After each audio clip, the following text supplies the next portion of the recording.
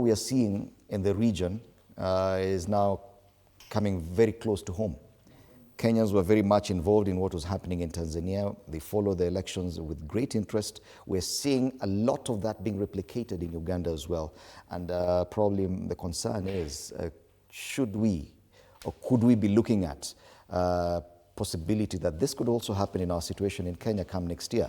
The internet shutdown, heightened security, NGOs being suspended. Fwamba, let's start with you. Thank you, Fred. First, I'm happy to see Dr. Mbaye back here. I think he stayed away long enough for us to forget the kind of things he said before he left. So it's good to have him back on the panel.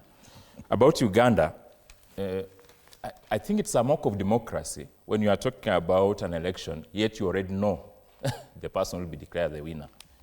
You know, Uganda has not known the best of the leadership. They have not experienced that because they had a very checkered past. If you look at right from independence, where after the Kabaka as a mover, then there was Milton Obote.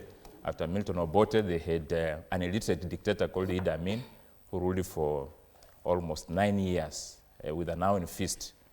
And after that, they had Yusuf Lule and Godfrey Binaisa, who ruled for a number of days. Then there was Basilo Okello, who ruled for 2 days. And then they had Tito Okello, who was equally very illiterate, a general who was overthrown by Museveni. Museveni came in as an intellectual who was a revolutionary, and therefore he was like a messiah.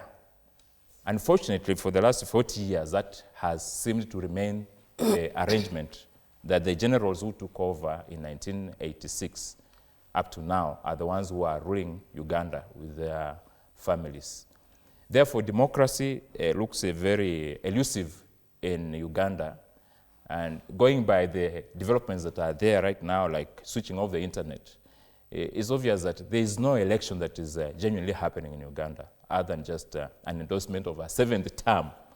Can you imagine someone ruling now for over 40 years and still wants to rule?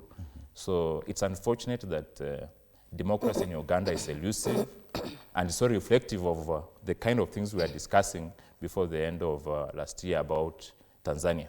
And for me, that makes Kenya look like a paradise, a democratic paradise, because some of these things are alien to us. And I believe that the kind of democratic gains and space that we enjoy is something that these other neighbors envy us. Okay. Kathy, the biggest concern from a